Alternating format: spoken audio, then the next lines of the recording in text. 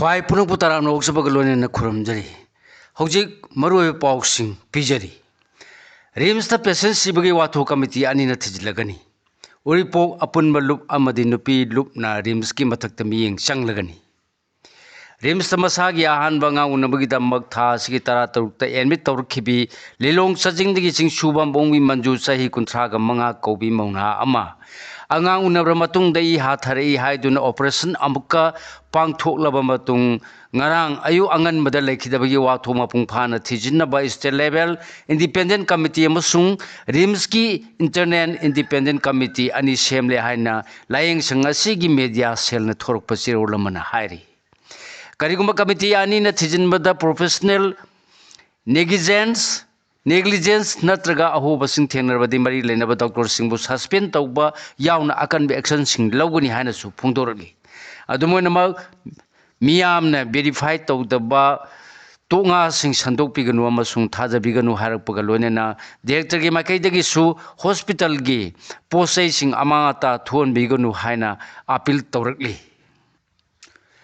Manipur BJP के लेंगा लाखिबदगी येंथिनबगी मरु हुंदुन कांग खोंग साहेले क्रिस्टोफर तिलक MP election मियानो कांग्रेस की मेरेप अनि थागलखिबना बीजेपी बु इंथुनिंगले हाइबदु मयक सेंगना तागले कुमजाली सिंगनी कुनगतरे के असेंबली मिखलदा कनादा वोट पिगदगी हाइबदु मियानो चपचावा फिरेप लौरम लगनी सही खरा सिदा मणिपुर बीजेपी के लेंगा लेरखिबदगी स्टेट असिबु हिरम खुदिमकता सोथा हल्ले हायरदुना बीजेपी ने स्टेट असिदा येंथिनबगी मरु हुंदुना कांगखोंग चाइबा मणिपुर उहेले हायना AICC की सेक्रेटरी क्रिस्टोफर चिलकना बीजेपी दा ओसिंदुना हाइबा याबा हाइख्रे बीजेपी ने कांग्रेस की सिबु करिगिनो इबोबी इंडिया बु मनिंग तमलबो होनर खिबा अमसुंग निंग तमलबा मतुंग असि ओरिबा मॉडर्न इंडिया असि ओरकनबा होनर खिबा कांग्रेस की लुसिंबा सिंबु बीजेपी न खंगलिब्रा खंगना खंगसिन नदब्रा हायदुना बीजेपी गिदी कांग्रेस चैरगा लोरे हायबगुमना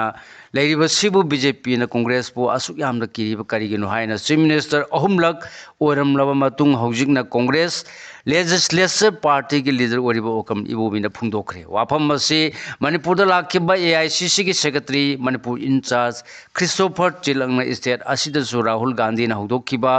वोट चोर वोट गादी चोर की सिग्नेचर कैंपेन हौदोकलादुना हिंगांग ब्लॉक कांग्रेस कमिटी ना सिंदुना हिंगांग मयाय लेकायदा पांगथोपा थोरमदा सरुक यादुना फुंगदोखिबनी गवर्नर इन काउंसिल की वारेप Thoubal BSc nursing college Churachandpur अनि हांदोकलगनी गवर्नर के बलाना सियालौदुना राजभवन की कॉन्फ्रेंस हॉल पांगथोखिबा की गवर्नर इन काउंसिल की मिफमना तोंगान तोंगानबा एजेंडा सिंग पुथोक्तुना खनखिबगा लोइनना हौखिबा वारेप सिंगी मनुंगदा थौबालदा BSc नर्सिंग कॉलेज अमा हांदोकपगा लोइनना चुरचांदपुरदना नर्सिंग कॉलेज अनि हांदोकपदा अयाबा पीरे हाइरे हिरम असिगी मतांगदा गवर्नर की सेक्रेटरी सुओरिबा लेंगा की health and family welfare commissioner cum secretary Suman सिंगान थोरपसिरोलमना हाय ngasiगी मिफमना थौबाल अमसुंग चुरचांदपुरदा BSc नर्सिंग कॉलेज अममम डेवलपमेंट ऑफ नर्सिंग सर्विसेज की सेंट्रल सेक्टर स्कीम मखादा हांदोकपदा अयाबा पीरे मखाताना augmenting nursing education, establishment of new colleges of nursing, colleging COM co-located with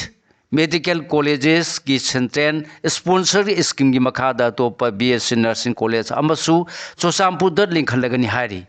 अदुगा हौजिक लेरिबा GNM स्कूल सिंग पोस्ट अपग्रेडेशन फेस आउट तौनबगीदम लेंगाना फन पीगदबा नौबा GNM नर्सिंग स्कूल अनिसु थौबाल अमसुंग चुरचांदपुरदा लिंखलगनी हारी ngasiगी मिफमना लौखि वारेबसे मणिपुर की हेल्थ केयर डिलीवरी अमसुंग नर्सिंग एजुकेशन दा हेन्ना पाक्थोक चाउथोहनबगल लोइनना मांगलोमदा चंगसिलहनबगी मरुओइबा वारेबनी हारी हौजिक मणिपुर दा गवर्नमेंट की अनि अमसुंग प्राइवेट की 12 पुन्न GNM स्कूल तरा मरी लेरी स्कूल सिंग असिगी सीट कैपेसिटी न चामंगागा तरा मापन अदुबु सही खुदिंगी क्वालिफाई ओरबा महिरोय चानिपान हेमने अप्लाई तौरकली मखाता न लेंगा की अनि अमसुंग प्राइवेट की तरा मरी पुन्ना बीएस नर्सिंग कॉलेज तरा तरुक लेरिबा सिगी सीट कैपेसिटी न छात्रुक तरानी मसीदसु सही खुदिंगी सांगचत क्वालिफाई ओरबा महिरोय लिसिंग अमगा छात्रुक हेनबने अप्लाई तौरकली मरम असिना हौजिक लेरिबा सीट कैपेसिटी असिददी चौराना जीएनएम चाद निफुगी चांगद सीट अवार्ड पर लेरी अदुगा बीएससी नर्सिंग कॉलेज सिंगदना चाद हुंफुग मरी रोंगी चांगद अवार्ड पर लेरी हाइकी हुजी मखा ताब पाउ पिजरी डॉक्टर सिंह सेफ इन्वायरमेंट अमद लेब ngamdre रिम्स की डॉक्टर फुरमगी मायुक्ता प्रोटेस्ट तौखरे ngarang ayu angan bada rimsa angang una khibili long sajing dagi manju kaubi mauna ama lekhidaba thoguk tagi khoshau narba singna phubada rims ki senior doctor ama phibam luna soktuna laikana khiba masung layang sang asigi posai khara ama ta thon khibagi mayokta ngasi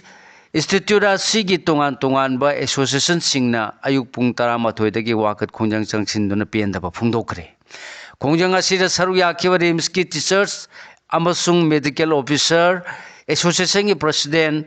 doctor Jiten हाई मियाम की पुंसी कननब की तमक लेरिबा doctor सिंगना मथौ निंथिना पांगथोनबा थरवांग तौब तंगाई फते हाइकी एलडीए ओइने अपॉइंटमेंट पिननबा हाई कोन डायरेक्शन पिरबसु कोसेमना कैंडिडेट अमबु सुरुसु नैसिंदुना थमलबरा डेमोक्रेसी की लेंगा लोलाइबसी लेजिस्लेचर जुडिशियरी अमसुंग एजुकेटिव हाइरिबा अहुम मसिना फुंगा नुंगदुम सारगा मसिगी मथक्ता अहुम असिगी मरक्ता अमगा अमगा कोऑर्डिनेशन पिनरगा चथरक थवंगसिंग सोलेंगा लोन मखल असिगी सक्तमनी हाइरगा सुपिकलब मणिपुरददी मरी लेनबा कोन डायरेक्शन पिरकलब फावबदा थबकतो ओंथोक तबगी कंटेम्प पिटिशन फाइन तौरप खक्तना तना थाक असी यौरलबा फावबदा उलै पालै तौदुना लेरपगी चनबिसिंग हक्थेंगनरकली असिगुम्बा थौदोकसिंग असिगी मनुंग चनबा याबा थौदोक अम्बा council of higher secondary education Manipur कोसेमदा थोकलमले पाउसेसिन मणिपुर इंफॉर्मेशन कमीशन अमसुंग हाई कोर्ट ऑफ मणिपुर चथगिबा थौदोक असिगा मरी लैनना फंगबा पाउसिंग हाइबदा ngasiदगी सही मरी रोंगी ममांग कुमजाली सिंगनी कुनमाथोय की मार्च 9 द कोसेमना लोअर डिवीजन असिस्टेंट एलडीए याउना तोंगान तोंगान बा कैटेगरी की पोस्टिंग डायरेक्ट रिक्रूटमेंट पांगथोनबा एडवर्टाइजमेंट नोटिफिकेशन अमा थोकी हाइरी पोइरोपाल लौफमगी लौपरी 15,400 रोमी सिंह मनुंग लेख्रे लेंगांग मियेंग चंगबिद्रबदी बन ब्लॉकेट की खोंजंग चंगसिलगनी थासी की तरा मरी खौंदन थौबाल तुरिंग इमाई वांखलखिबन मरम मोरदुना अंड्रो असेंबली कॉन्स्टिट्यूएंसी की मनुंग चल्लिबा पोइरोपाट की लौफम कया इसिंग मनुंग लेख्रे इसिंग थुमजिन खरबा लौफम सिंगी येंगबिदुना लेंगांग मतिक चाबा कंपनसेशन खर पिबियो हाइना पोइरोपाट फार्मर्स डेवलपमेंट कोऑपरेटिव सोसाइटी न लेंगा की पुनिंग सिंगसिलकली ngasi society asigi farmers singna mayong narakliba phibam asi yengsiluraba matungda society ki secretary ks tumsong na hai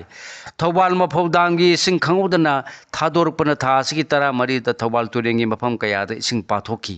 poirok part ki akoi bada leiriba mafam kaya da ising na thumjin ki part asigi lofam da lopari lising magasatet lising magasani pan rom leiriba sing ising manung da lekre phibam asida di labuk sing asidagi phau amata lokpa yararoi maram asine lomi Singh Kokta खुद हापले मरम सिना लेंगा की माइकैदगी अथुब मतम द येंगसिनबिदुना लौमी सिंह अवाब कोकनब थौरांग पाकेट पियु